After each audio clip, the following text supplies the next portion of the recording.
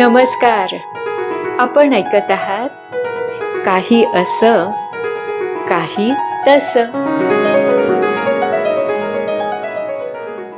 आज आपण ऐकणार आहोत सरमिसळ ह्या सुभाष चितळे यांच्या पुस्तकातला एक लेख. लेखाचं नाव आहे हापूस. लेख वाचायच्या आधी ज्येष्ठ साहित्यिक, उत्तम वक्ता म्हणून महाराष्ट्राला सुपरिचित असलेले प्राध्यापक प्रवीण दवणे यांनी या पुस्तकासाठी लिहिलेली प्रस्तावना ऐकूयात. प्राध्यापक प्रवीण दवणे म्हणतात, सरमिसळ नावाप्रमाणेच विविध रंगी अनुभवांचा कॅलिडोस्कोप असणारं श्री सुभाष चितळे यांचं ललित लेखन आता पुस्तक रूपात वाचकांच्या भेटीला येतं आहे.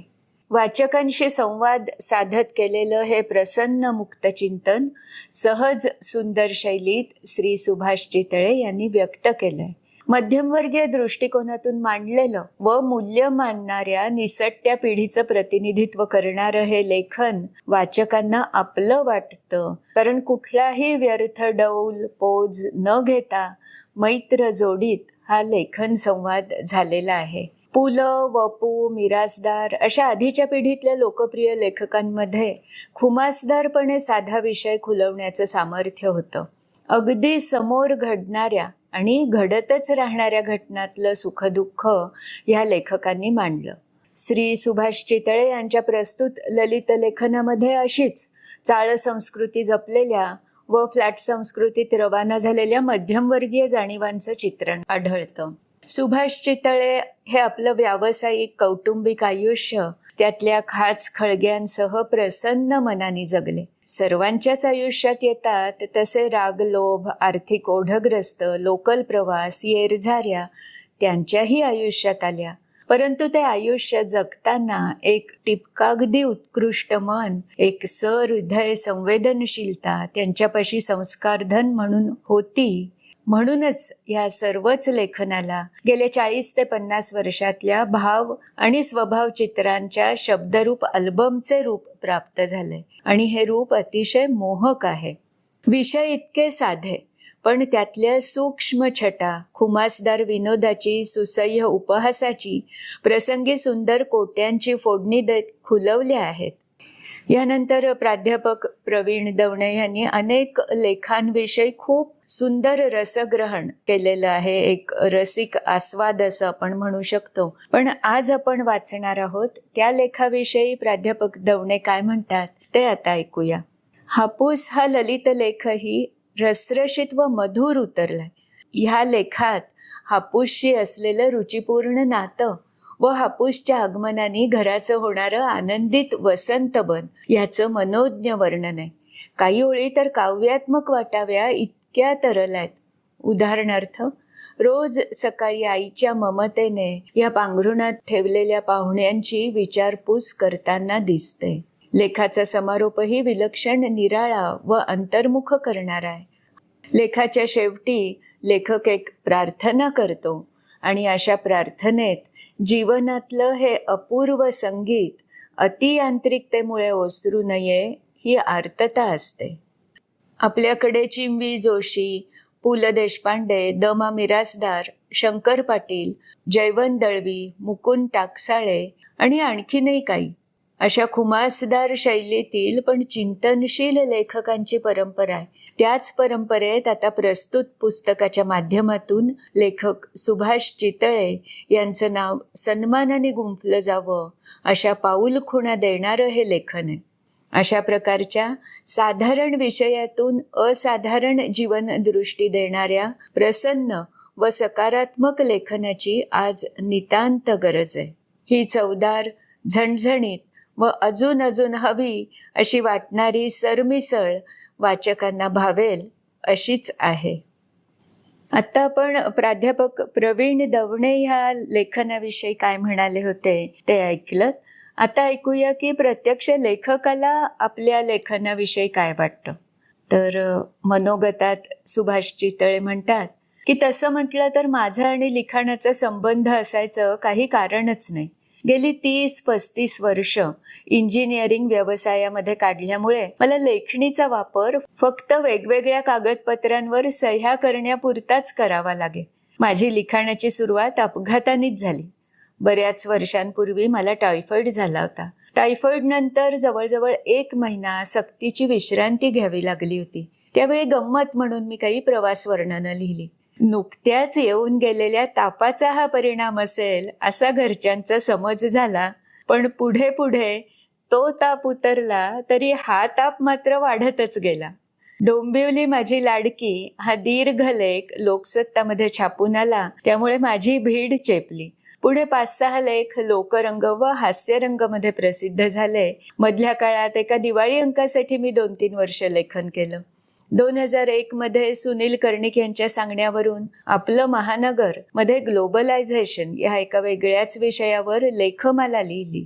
हळूहळू मला लिहिण्यातला मजा अनुभवता येऊ लागला.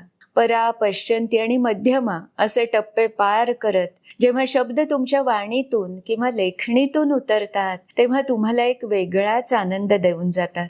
प्रत्येक जण जरी 4 चौघात गाऊ शकत नसला तरी गाणं हा जसा प्रत्येकाचा जन्मसिद्ध हक्क आहे, तसंच लिहिणं हा सुद्धा प्रत्येकाचा जन्मसिद्ध हक्क आहे. म्हणूनच समर्थांनी सुद्धा दिसा माझी काहीतरी ते लिहावे असा उपदेश केलाय. आपण आपली निरीक्षण शक्ती थोडी वाढवली तर आपल्याला लिहिण्यासाठी विषयांची कमतरता अजिबात भासणार नाही.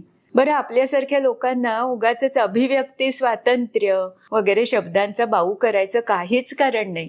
पुलंनी जसं एके ठिकाणी म्हटलंय की एका कारकुनाची छाती ती काय, तसं आपल्यासारख्या माणसांची अभिव्यक्ती ती काय आणि त्याला कितीसं स्वातंत्र्य लागणार. अहो, आपल्याला साधा लेंगा बदलायचा झाला तरी बायकोची परवानगी लागते. कशाला उगाच स्वातंत्र्याच्या गप्पा मारायच्या.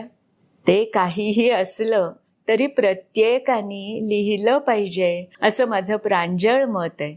भले आपलं लिखाण उच्च दर्जाचं नसेलही. राजहंस डौलदारपणे चालतो म्हणून काही कावळा चिमण्यांनी त्यांचं चालणं बंद केलेलं नाही. आपण आपल्या चालीने चालावं, त्यातही एक वेगळीच गंमत असते. आपल्या घरात लाडाकोडात वाढलेल्या मुलाला जेव्हा त्याची आई त्याला पहिल्यांदाच शाळेत इतर मुलांबरोबर बसवते, तेव्हा तिच्या मनाची जी अवस्था असते तशीच काहीशी माझी अवस्था माझं हे पहिलं अपत्य आपल्या पदरात टाकताना झाली आहे. ते आपल्या पसंतीला उतरेल अशी मी आशा करतो. आत्तापर्यंत आपण ऐकलं ते होतं सुभाष चितळे यांचं, म्हणजे लेखकाचं मनोगत. आता ऐकूया हापूस हा लेख. पण त्याआधी मला तुम्हाला आणखी एक काहीतरी सांगायचं आहे. ह्या पुस्तकाशी माझं एक विशेष नातं आहे. का म्हणून विचाराल तर मी सांगेन की ह्या पुस्तकाची विकली गेलेली पहिली प्रत माझ्याकडे आहे. म्हणजेच मी ती विकत घेतली होती. आता तुम्ही म्हणाल हे कशावरनं? तर प्रत्यक्ष लेखकानेच तसं मला लिहून दिलेलं आहे. सुभाष चितळे यांनी अगदी सहजपणे मला हा लेख वाचायला अनुमती दिली आणि ती देताना त्यांनी म्हटलं होतं, the time is quite right and ripe even though Hapus isn't.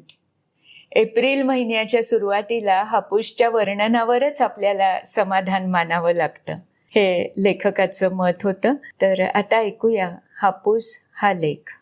साधारणपणे मार्च महिना संपत आला की मुंबईच्या बाजारात एक वेगळीच उत्सुकता जाणवू लागते. रस्त्यावर मोक्याच्या ठिकाणच्या जागा साफसूफ करून छोटे छोटे मांडव घातले जातात. अख्खी मुंबापुरी हापूस नावाच्या फळांच्या राजाचं स्वागत करण्यासाठी सज्ज झालेली असते. थोड्याच दिवसात बा दब, बा मुलाहिजा, होशियार अशा ललकार्या देत कोकणातून पहिला ट्रक क्रॉफर्ड मार्केट किंवा हल्ली वाशी मार्केटमध्ये येऊन थडकल्याची बातमी येते. जागोजागी घातलेल्या मानवांमध्ये अस्सल रत्नागिरी किंवा देवगड हापूस मिळेल अशा पाट्या झळकू लागतात. मध्यमवर्गीय मुंबईकर आंब्याचा भाव काय फुटतोय याची आतुरतेने वाट बघत असतो. म्हणजे त्याला आंबे लगेच खरेदी करण्यात रस असतो असं नाही, पण 25 मार्चला आंब्याचा भाव ₹100 डझन असेल तर 25 मेला किती असं त्रैराशिक त्याला मांडायचं असतं. बाकी आंबे जरी कोकणात पिकत असले, म्हणजे तसं तर हल्ली बहुतेक आंबे मुंबईत आल्यावरच पिकतात म्हणा, तरी ते विकण्याची जबाबदारी मात्र सातारा, कोल्हापूर कडल्या बांधवांनी आपल्या शिरावर समर्थपणे पेलल्याचं दिसतं. हल्ली ह्या प्रांतातही गोरखपूर, जौनपूरच्या यादव कुलोत्पन्न मंडळींनी आपलं बस्तान चांगलंच बसवलेलं दिसतं. अभ्यंकर, लेले किंवा तत्सम नावांच्या मंडळींच्या घरात शिरून अस्सल देवगड किंवा रत्नागिरी हापूस कसा ओळखावा हे जेव्हा एखादा भैया सांगतो तेव्हा आपल्याला काय बोलावं हेच कळत नाही. बरं, काय बोलावं हे कळलं तरी ते हिंदीतून बोलावं लागणार असल्यामुळे आपण त्याचा नादच सोडून देतो. Selling coal to Newcastle म्हणतात ते हेच असावं. मागे एकदा असंच अस्सल रत्नागिरी म्हणून आम्हाला दिलेल्या आंब्यामध्ये जाळी निघाली होती. आमच्या हिनी त्या भैयाला ठणकावून तुम्हारे आंबे में जाली निकला असं सांगितल्यावर पुढची 10-15 मिनिटं आमच्या सगळ्यांची चांगलीच करमणूक झाली होती. ग्लोबलायझेशनचा परिणाम आहे की काय कळत नाही, पण हल्ली म्हणे कोकणातल्या आंब्यांच्या बागा राखण्यासाठी चक्क नेपाळहून गुरखे आयात केले जातात. मुंबईतल्या रस्त्यांवर रात्री अपरात्री काठ्या आपटत हिंडण्यापेक्षा तिन्ही त्रिकाळी अस्सल हापूस आंब्यावर ताव मारून कोकिळेचा पंचम स्वर ऐकत आमराईत पहुडणं म्हणजे गुरख्याला लॉटरी लागण्यासारखंच आहे. गुरख्याचं नशीब खऱ्या अर्थाने फळफळलं असं म्हणता येईल. बिचारी कोकिळा मात्र गुरख्यासाठी गळा शिणवावा लागल्यामुळे मनातून कावत असेल. बघता बघता मुंबईचे रस्ते पिवळ्या केशरी रंगांनी फुलून जातात. मुंबईत हापूस पर्वाला सुरुवात होते. रस्त्यावर व गल्ली बोळातील हॉटेलसमोर mango juice, mango milkshake, mango lassi, mango ice cream, mango falooda, mango pulp अशा पाट्या झळकू लागतात. ह्या काळात खरं तर मुंबईचं मुंबापुरी हे नाव बदलून आंबापुरी हे नाव ठेवावं असं वाटतं. बाजारातून 1-2 डझन आंबे पिशवीतून आणण्यापेक्षा ह्या क्षेत्रातली जाणकार मंडळी एकदम 5 ते 6 डझनांची पेटी घेऊन घरी आढी घालणं अधिक पसंत करतात. घरात आंब्याची आढी घालणं हा एक खास अनुभव असतो. घरातली बाई रोज सकाळी आईच्या ममतेने या पांघरुणात ठेवलेल्या पाहुण्यांची विचारपूस करताना दिसते. बघता बघता घरभर आंब्याचा वास दरवळू लागतो आणि सगळ्यांचे चेहरे आनंदाने खुलतात. कुठचे आंबे कधी तयार होणार याबद्दलचे सर्व हक्क मात्र गृह खात्याकडेच असतात. माझ्या एका मित्राची बायको सरकारी नोकरीत आहे. तिच्या लेखी परवानगीशिवाय तो घरात आंबा चिरू शकत नाही असं मध्ये तो मला म्हणला होता. संपूर्ण जग या भूतलावरील अमृताचा अकंठ प्राशन करत असताना आपल्या आजूबाजूला मात्र असेही काही दुर्दैवी जीव असतात की त्यांना म्हणे आंबा आवडत नाही. मी म्हणतो एक वेळ नसेल आवडत, पण 4 चौघात बोलू तरी नाही. आपल्याला आंबा आवडत नाही ही काय आपल्याला उकड आवडत नाही अशी सहजपणे सांगण्यासारखी गोष्ट आहे का? आपले गुज्जू बांधव आंब्याला चक्क कैरी म्हणतात. उद्या जर फ्रान्समध्ये शॅम्पेनला कुणी ग्रेप ज्यूस म्हटलं तर नक्कीच क्रांतीचं रणशिंग फुंकलं जाईल. मराठी अस्मितेचा एवढा जिव्हाळ्याचा प्रश्न आपल्या सेनापतींच्या नजरेतून कसा सुटला याचंच मला आश्चर्य वाटतं. संपूर्ण जगाला आमरसात न्हाऊ घालणारा कोकणी माणूस मात्र ह्या काळात अतिशय सावधपणे वागत असतो. अतिउत्साहात लोकांशी जवळीक साधल्यामुळे आपल्या घरचे 2-4 आंबे फुकट द्यायला लागतील अशी रास्त भीती त्याला वाटत असते. बाकी कोकणी माणूस आणि त्याची भाषा हा एक वेगळाच विषय आहे. गिनीज बुक ऑफ वर्ल्ड रेकॉर्डमध्ये नोंद व्हावी अशा देखण्या देवगड हापूसकडे बघितल्यावर सुद्धा अस्सल कोकणी माणूस फळ बरं आहे अशी प्रतिक्रिया व्यक्त करून समोरच्या दुकानदाराचा पार कचरा करून टाकतो. एकदा का मे महिना संपत आला आणि आकाशात ढग जमू लागले की शेअर मार्केट कोसळावं तसं आंब्याचे भाव धडाधडा कोसळू लागतात.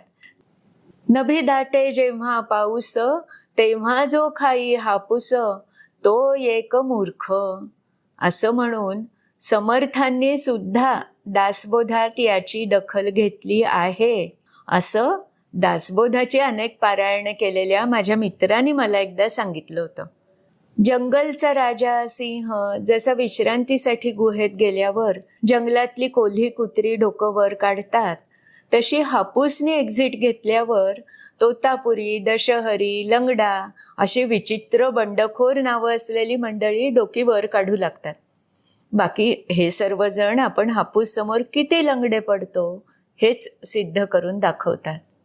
मध्यंतरी एक बातमी वाचली की कुठल्या तरी कृषी संशोधन केंद्रात 12ही महिने मिळू शकतील अशी हापूसची जात निर्माण करण्यासाठी संशोधन सुरू आहे. हापूस आंबे जर डालडा तुपासारखे 12ही महिने बाजारात मिळू लागले तर सगळी गंमतच संपून जाईल. एरवी अतिशय नीरस आयुष्य जगणाऱ्या मुंबईकरांच्या आयुष्यात फुलणारा हा वसंतही शास्त्रज्ञांना पाहवत नाही असं मला वाटतं. शास्त्रज्ञांना त्यांच्या या प्रयत्नात यश येऊ नये अशीच मी देवाकडे प्रार्थना करतो. आपण ऐकत होतात सुभाष चितळे लिखित सरमिसळ ह्या पुस्तकातील एक लेख. लेखाचं नाव होतं हापूस. ह्या पुस्तकाचं प्रकाशन नोव्हेंबर 2015 मध्ये झालेलं आहे आणि यातले बहुतेक सगळे लेख लोकसत्तेत किंवा इतर कुठल्या तरी मासिकात, वृत्तपत्रात आधी प्रकाशित झालेले आहेत. आज आपण ऐकलात तो लेखही साधारण 2012-13च्या सुमाराला लिहिला गेला होता.